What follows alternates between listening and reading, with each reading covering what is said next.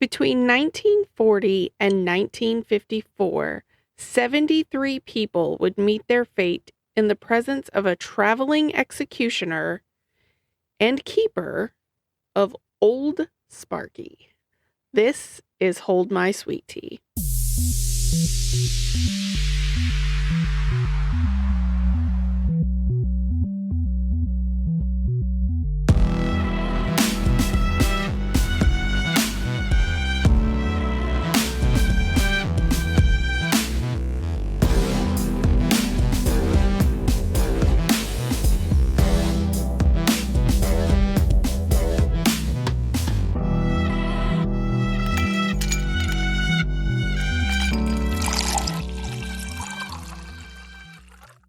Hey y'all, I'm Pearl. Hi, I'm Holly. And Plain old Holly. Plain old Holly. I didn't have anything clever today, so, you just got hi. That's still, we're clever every day. That's right, we are clever. Even we're just plain clever. On the fly, witty. Yeah. Lots of gross stuff in the news around here. Oh my goodness, yes. A little boy went missing. He was autistic, 12 years old, and then they found him deceased in a pond or lake or whatever it was.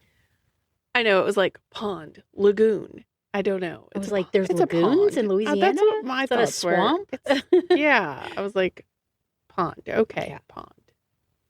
Apparently, alligators live in said pond. Yes.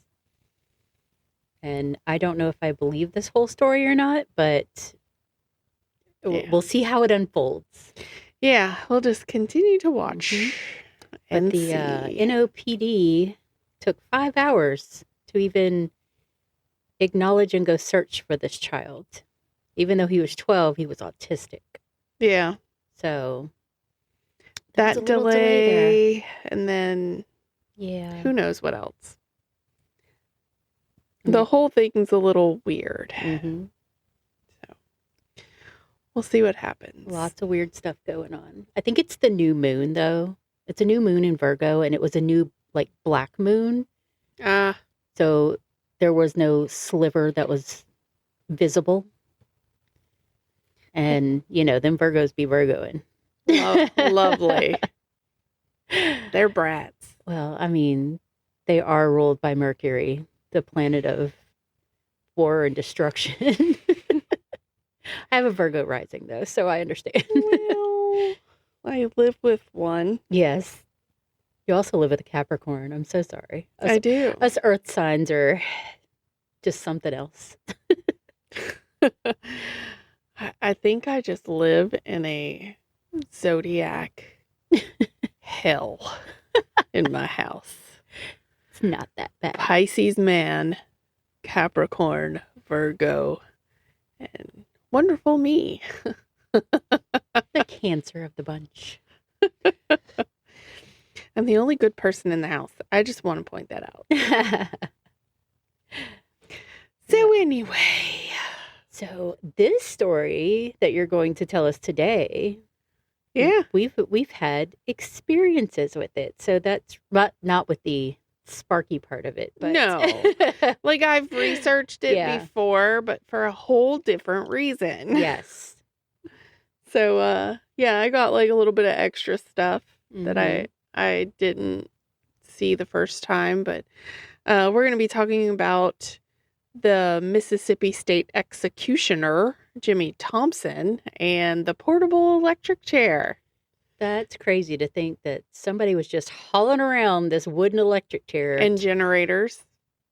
And come down here. We'll pay you to execute this person. Now we need you to travel over here and do that person. And it said he got paid $100 per That was some money back then.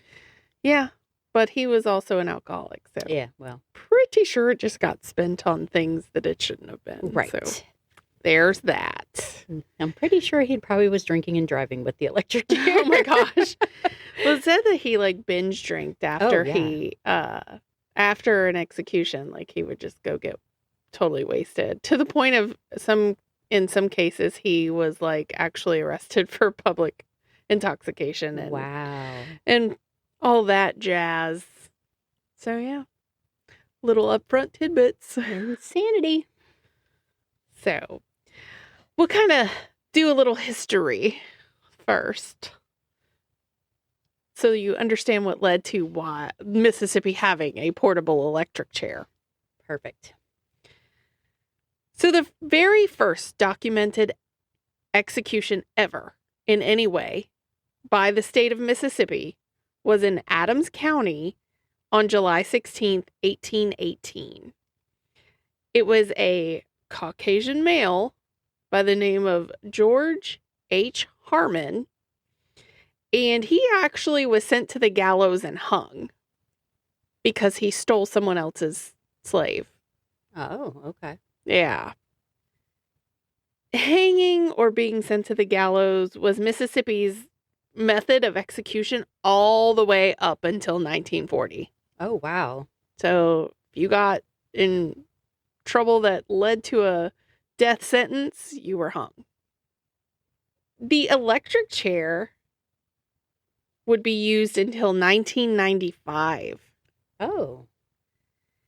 Then they switched to the gas chamber. Mm-hmm. And then in 2002, that was replaced by lethal injection, which is what's still being used today. Right. That's what most states use. Yeah. Yeah. So that was kind of your abbreviated version of the history of execution styles in Mississippi. Right. When Mississippi had finally moved from hanging to electrocution, it was like considered a compromise by lawmakers because there was a huge outcry from the public over a 1932 hanging of a guy named Guy Fairley. They said it was like just massively mishandled. So I assume he suffered greatly. Yeah, because sometimes those can get messy, especially if your neck doesn't break immediately. Yeah. And so the public was just like completely appalled and causing a ruckus. Yeah. So they decided, okay, we're going to change from hanging people to electric chair. But we don't want to spend the money to equip every place in the state with an electric chair or to have to transport all these prisoners everywhere. So our compromise is we're going to get a portable one. Oh. Sounded like the best idea ever until they realized no one else has one. No one's ever built one. How are we doing this? Right. They finally find a company in Memphis that agrees to make it. So then they, have to haul it around in this truck. So the truck, the electric chair, generators, all that was worth their money, but not putting different chairs in different places. Crazy. Well, I guess some of the counties and stuff had like really small jails, so it would make sense to have somebody or bring them. But I would say because they were doing these executions in the jail yard. Yeah. So, and despite the fact that they're being done there, it still drew like a large crowd. They allowed people to watch. Fun times. Right. Come on down, bring the family. And just in case anybody wanted to know why Guy Fairley was being hung, he was actually executed for the murder of a prohibition enforcement officer who had reported him for violating liquor laws. Yeah, thirsty. Thirsty. Yep. So between 1940 and 1954, 73 people would meet their fate in the presence of a traveling executioner who would also be considered the keeper of Old Sparky. While those inmates were sentenced to this fate, there was still something dark, disturbing, and even downright cruel in how proud it seemed Mississippi was of their use of this traveling electric chair. Yeah, because I seen them. They had like school kids out there and stuff, and they're all gathered around it like, let's take a picture in front of the electric chair that's going to kill somebody today. And they would report on these deaths in the local newspaper, and it's like they exuded pride in these articles. Like fanfare and which was just so inappropriate on so many levels. The very first time it was ever used, there were photos taken and published in the Clarion Ledger. These photos showed an inmate being strapped into the chair, and even one was taken when the first wave of electricity traveled through the man's body. Oh, no. Yeah, it's terrible. Yeah. But it was like a big old advertisement, like, don't be bad. This is what's going to happen to you. Right, this is what's going to happen to you. A jolt of lightning here. But, even, I'm sure they did something to deserve the death penalty, but also, like, you don't go advertise it. No. Run an ad in the local newspaper. It's crazy. Especially, like I said, when they're showing so much pride in what they're doing. And photography during an execution is actually banned. So literally, it's these pictures and then one other set of Ruth Snyder being put to death in Sing Sing in New York. Those are literally the only pictures of executions in existence, or supposed to be. Right. At least that are of public knowledge. Yes. So the first guy who died in Old Sparky, his executioner was in fact Jimmy Thompson. He was the first executioner with the first portable electric chair. Wow. He was described as being a showman in the style of P.T. Barnum. So I think that's kind of what made everybody, say, oh yeah, like this pride or whatever, because he was posing for pictures with the chair constantly, so, like like led to all the fanfare, like come on down and see Jimmy and his electric chair. He would literally do non-lethal demonstrations so other people could see the chair, because the public was so curious, right? So yeah, funny non-lethal demonstrations. I'm like, okay.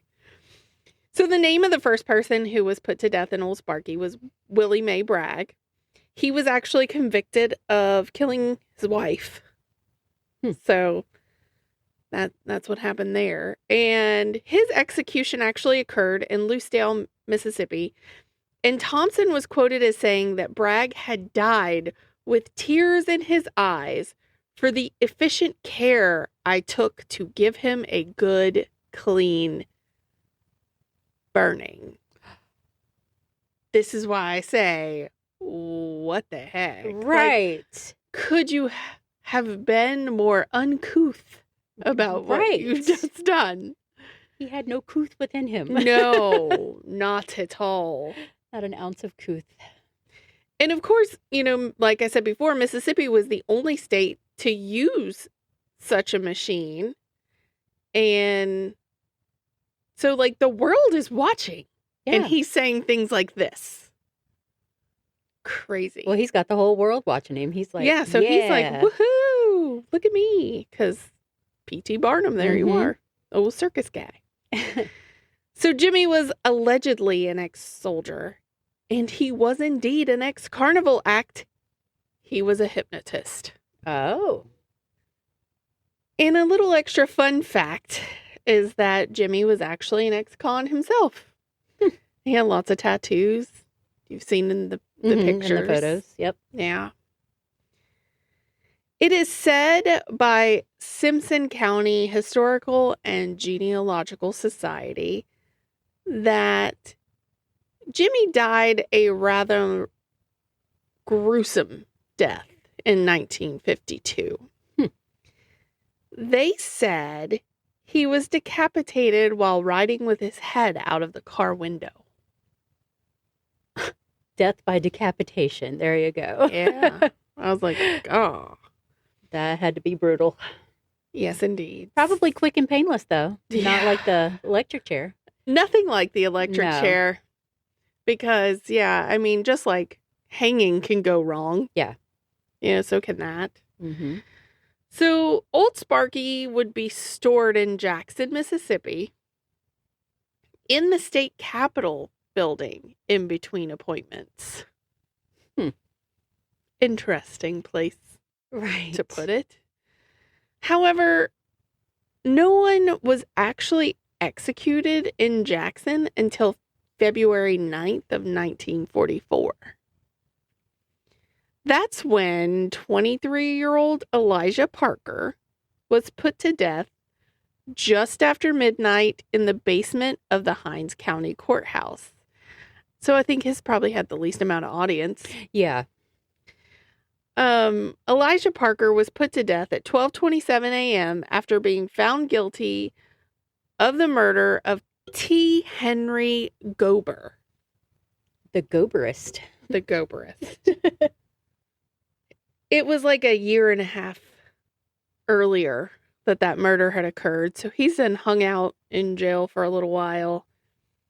Elijah would be the first to die in Jackson, but the 20th person to die in the portable electric chair. They do say that several dozen spectators were present for this execution because it was the first in Hinds County. But like I said, I don't think it was nearly as many as what Jimmy probably had, because his executioner was C.W. Watson, who took Jimmy's place. Mm-hmm. So I don't think he was quite as flamboyant and popular or showman-y. Mm-hmm. He was like, here's the chair, let's get this over with. Right. But, like 15 people had died in the chair while Jimmy Thompson was the official executioner. Mm-hmm. So 15 people were a show, basically. 15 executions. $1,500. Right. $1,500 worth of death. And he probably drank it all, like you said, because he was an alcoholic, a binge drinker. So the fun thing is that it's said that Parker haunts the old Hinds County Courthouse. Oh. There are janitors and other employees who claim to see Elijah. Because at that point, they were putting, the hoods over the heads and stuff like that so that you couldn't see their eyes while they were being executed. Because it was so inappropriate. But, yeah. So there's tons of reports of that, but usually it's typically like late at night or... Yeah, they do it like in the 2:30 in the morning or something. So, yeah. But all the haunts are said to have been seen in or around basement area of the courthouse. Yeah. So basically in the area that he had died. Obviously the chair had its own set of issues and would malfunction sometimes, causing a prolonged and agonizing death for inmates. This happened to both executioners. Like the generator would fail. Yeah. You'd be like partially electrocuted, like sitting there just like agonizing after it stopped, waiting for death, for the next jolt and to finally die. I can't imagine to have like organs half fried. Right. And to have to sit there and wait for them to finish kill me. Yes. Just hurry up, finish killing me. Somebody stab me, please. Like, do something. Right. Don't let me sit here like this. But that is what eventually led to the demise of the chair and started the use of the gas chamber. Mm-hmm.